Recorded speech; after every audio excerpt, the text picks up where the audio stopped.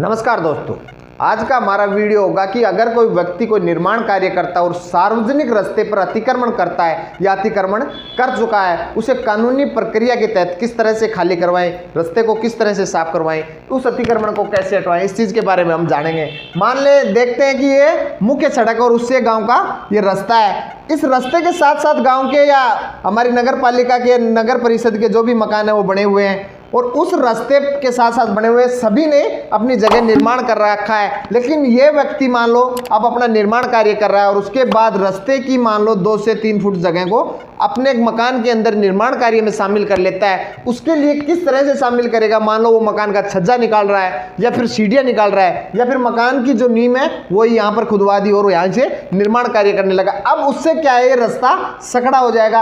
आगे वाले जो लोग रह रहे हैं उनको अब दिक्कत होगी, उनके सभी साधन अब नहीं आ पाएंगे, साधनों को आने में दिक्कत होगी। अब ये सभी लोग क्या करेंगे? सबसे पहली जो प्रक्रिया होती है वो सभी लोग इकट्ठा होंगे, इकट्ठा होकर इस व्यक्ति के पास जाएंगे, इससे कहेंगे कि भैया तुमने जो अतिक्रमण किया है, ये जो कर रहे हो ये गलत है, इससे हम सभी को परेशानी होगी, आप इसको हटा लो अन्यथा हम कानूनी कार्रवाई करेंगे।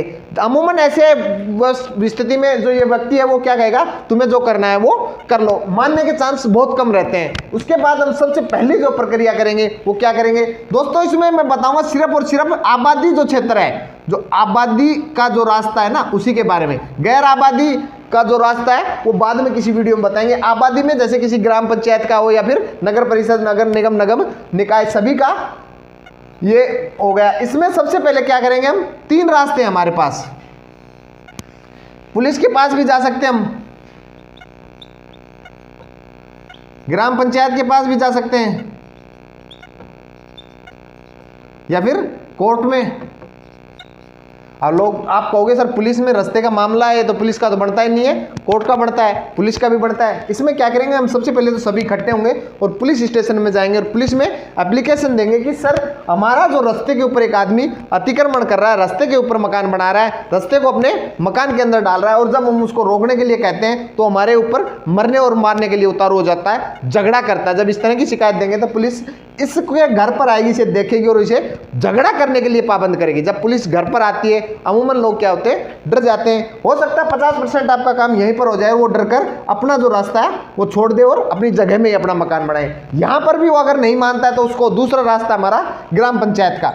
ज़्यादातर जो गांव की जो जगह का जो मालिक होती है वो ग्राम पंचायत होती है। ग्राम पंचायत के सरपंच के पास अब हम क्या करेंगे, 8, 10, 15 जो भी हमारे घर हैं वो सभी इकट्ठे होकर उसके पास एप्लीकेशन देंगे। क्योंकि सरपंच के पास ज़्यादा लोगों के फायदा ये है कि जो ग्राम पंचायत जो सरपंच है वो एक राजनीतिक पद है और उसे वोटों से मतलब होता है, इसलिए ज़्यादा लोग रहेंगे तो हमारे पक्ष में जरूर काम करेगा। उसके बाद हम एप्लीकेशन लिखेंगे, सेवा में श्रीमान सरपंच साहब ग्राम पंचायत, जैसे मेरा खरकड़ा तो मैं लिख दूंगा खरकड़ा, विषय रास्ते का अतिक्रमण हटवाने हेतु। फिर हम सारी डिटेल लिखेंगे, ऐसे ऐसे एक फला व्यक्ति इस रास्ते पर मकान का निर्माण कार्य कर रहा है, जो हमारा जो आम रास्ता है उसको 2 से 2.5 फीट जगह अपने घर में डाल रहा है, या तो नींव खोद रहा है, छज्जे या सीढ़ियां जो भी है वो सब चीज लिखेंगे, उसे रुकवाया जाए। सरपंच इसके बाद इसको नोटिस देकर इस मकान वाले को बुलाएगा, उसके बाद उससे कारण पूछेगा, मौके पर आएगा, चेक करेगा, उसके बाद सरपंच इसको रोकने के भी आदेश दे देगा। अगर इसके बावजूद भी ग्राम पंचायत के सरपंच के कहने के बावजूद भी अगर वो नहीं रोकता है तो सरपंच के पास इतना हक और अधिकार है कि वो इस जगह को तुड़वा भी सकता है। लेकिन अमूमन सरपंच ऐसे करते नहीं, कानून में ये अधिकार मिला हुआ है। बस ज्यादातर सरपंच जो दबंग सरपंच होता है वो इस अधिकार का प्रयोग करता है। यहां से भी हमारी बात नहीं बनी। अब उसके बाद हम जाएंगे कोर्ट में। अब कोर्ट में कौन से हम जाएंगे? कोर्ट भी काफी है, 3 कोर्ट है। मान लो फौजदारी कोर्ट है, रेवेन्यू कोर्ट है, सिविल कोर्ट है। हमारा मामला कौन सा बढ़ता है? अब हमारा आबादी का है तो हम क्या कौन से कोर्ट में जाएंगे? सिविल कोर्ट में जाएंगे। अब सिविल कोर्ट में जाएंगे, सिविल कोर्ट में जाने के बाद हम क्या करेंगे? कौन सी कोर्ट पड़ती है? जैसे मेरी कोर्ट पड़ती है मुख्य सिविल न्यायाधीश बहरोड, तो उसके खिलाफ हम उसके सामने एप्लीकेशन देंगे। लेकिन उससे पहले कुछ हम अपने दस्तावेज तैयार करेंगे। दस्तावेज क्या तैयार करेंगे? सबसे पहले तो तारीख शुदा इसकी एक फोटो लेंगे जिसमें ये मकान भी दिखाई दे और ये भी दिखाई दे और उसमें ये पता चले कि यहाँ से रास्ता यहाँ तक है और इसमें रास्ता है यहाँ तक है, सिर्फ और सिर्फ ये मकान वाला ही इस जगह को दाब रहा है, उसकी तारीख शुदा फोटो लेंगे। उसके बाद पुलिस की जो रिपोर्ट दी थी वो लेंगे। उसके बाद ग्राम पंचायत की जो हमने रिपोर्ट दी थी वो लेंगे। उसके बाद जो आगे के जो मकान है उनको या तो हम उन मकानों का पट्टा लेंगे, किसी की रजिस्ट्री है तो वो लेंगे। अगर गांव की ग्राम पंचायत की आबादी की जगह है और किसी के पास इस तरह के दस्तावेज नहीं है तो हम क्या करेंगे? बिजली का बिल लेंगे। इन सभी के साथ हम कोर्ट में पहुंचेंगे। सबसे पहले न्यायाधीश को हम अपनी एप्लीकेशन लगाएंगे। एप्लीकेशन में लिखेंगे सेवा में श्रीमान न्यायाधीश। इसमें भी 2 कार्रवाई होती है। जैसे हम सिविल न्यायालय में जाएंगे तो इसमें दो होंगे, पहले तो करेंगे हम दावा और फिर स्टे। अब ज्यादातर लोग कहते हैं सर स्टे कर लें हम, दावा नहीं। दावा में क्या होगा, दावा में होगा निर्माण कार्य रुकवाया जाए, अगर कर लिया तो उसे तुड़वाने का भी इसी के खर्चे पे ये दावा होगा। उसके बाद इसमें होगा निर्माण कार्य रुकवाने का। अच्छा, स्टे अकेली हो नहीं सकती, क्योंकि दावा करेंगे तो उसके बाद ही स्टे लगी, उसके बाद दावा करेंगे। सबसे पहले हम दावे के लिए जो एप्लीकेशन लिखेंगे वो क्या लिखेंगे, दावे में लिखेंगे सेवा में श्रीमान मुख्य सिविल न्यायाधीश, जैसे मेरा बैरोड है तो बैरोड। उसके बाद वादी, जो भी हम वादी हैं, जैसे इतने भी घर हैं, जितने भी लोग हमारे साथ हैं, सभी वादियों का नाम, पिता का नाम ऐसे लिख देंगे। उसके बाद प्रतिवादी, जो भी प्रतिवादी है वो। उसके बाद हम विषय में लिखेंगे। अब भाई विषय क्या है, विषय ये है कि भाई रास्ते का अतिक्रमण हटवाने हेतु आदेश प्रदान करें।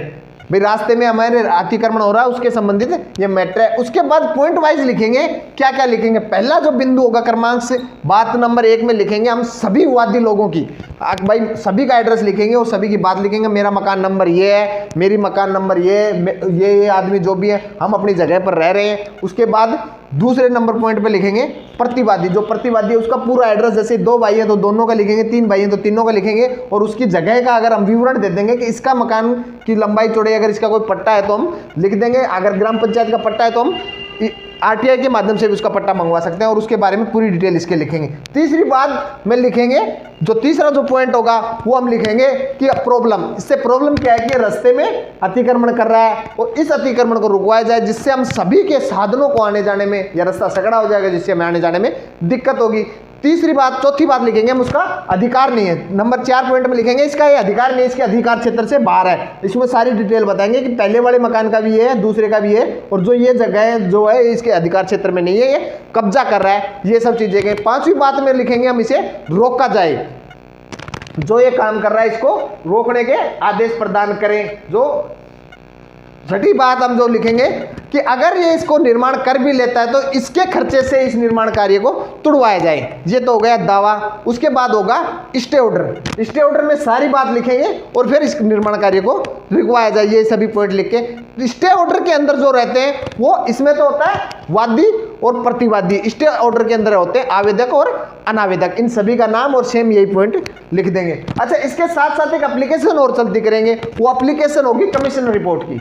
कमीशन रिपोर्ट क्या होती है, जैसे हम कमीशन रिपोर्ट की एप्लीकेशन लगाएंगे तो उसमें क्या है कि मजिस्ट्रेट साहब किसी भी व्यक्ति को नियुक्त करेंगे, पटवारी को नियुक्त कर दें, किसी पुलिस इंस्पेक्टर को कर दें, तहसीलदार को नियुक्त कर दें, या किसी सरकारी वकील को नियुक्त कर दें। वो उस मकान के मौके पर आकर उस यथा स्थिति उसकी फोटो करेगा, नक्शा बनाएगा कि ये मकान अब इतना बन गया। अगर कमिश्नर रिपोर्ट होने के बाद भी अगर वो स्टे आने के बाद भी मकान बना लेता है तो वो कानून के आदेश की अवहेलना होगी, उसके बाद उस पर मुकदमा भी हो सकता है। कमिश्नर रिपोर्ट जरूर करवाएंगे। जब पुलिस उसके पास आएगी, स्टे ऑर्डर आएगा तो वो अपने आप मान जाएगा। ये तो हो गया सरकारी रास्ता, सरकारी कार्रवाई।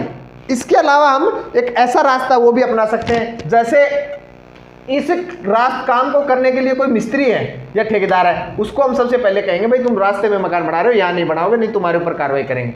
अगर उससे कहने वो मिस्त्री नहीं मानता है तो मिस्त्री को ही हम थाने में इस खिलाफ शिकायत कर देंगे। जब मिस्त्री और ठेकेदार का नाम थाने में जाएगा, उनको पाबंद करेगी पुलिस, जमानत करवाने जाएंगे, तो ज़्यादातर मिस्त्री और ठेकेदार वो ऐसे पंगे के काम में नहीं पड़ेंगे, वो छोड़ के भाग जाएंगे, काम वैसे रुक जाएगा। अगर उससे भी नहीं मान रहे तो फिर जो मटेरियल सामग्री लेके आ रहा है उस व्यक्ति को भी हम रोकेंगे, भाई जो तुम कर रहे हो ये सब गलत करे। वो कहेगा जी मैं तो अपना काम कर रहा हूँ, निर्माण कार्य गलत कर रहा है वो कर रहा है, मैं तो डालता रहता हूँ। तो हम कहेंगे भैया तुम डालते रहते हो, सभी के डालते हो, लेकिन इसके मत डालो क्योंकि इसने गलत कर रहा है, रास्ते को रोक रहा है। अगर तुम नहीं मानोगे तो हम तुम्हारे खिलाफ शिकायत देंगे। शिकायत कैसे देंगे कि भाई तुम ओवरलोड ले रहे हो, परिवहन विभाग में देंगे, तुम बिगर बिल्टी के ले रहे हो, खनन विभाग में देंगे, अवैध खनन कर रहे हो, खनन विभाग में देंगे।